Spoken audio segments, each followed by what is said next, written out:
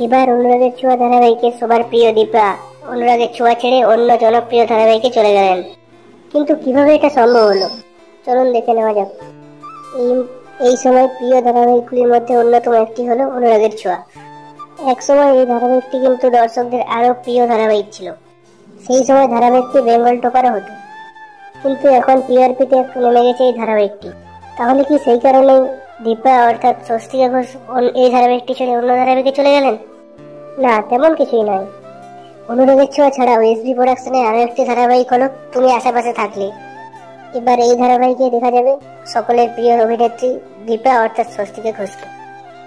তুমি আশেপাশে থাকলে ধারাবাহিকের একটি নতুন প্রোমো সামনে এসেছে। সেখানে আমরা দেখতে পাচ্ছি যে পার্বতী কিন্তু পুলিশ অফিসার হতে চাইছে, আর তারই জার্নিতে এবার উৎসাহ দিতে আসছে সকলের প্রিয় দীপা। আপনারা খুব শীঘ্রই তুমি আশেপাশে থাকলে ধারাবাহিকে এই নতুন চমক দেখতে পাবেন।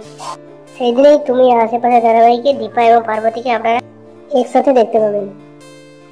সাথে সোনার ওপর আসবে নাকি শোনা যাচ্ছে। এই নিয়ে আপনাদের কি মতামত কমেন্টে জানাবেন।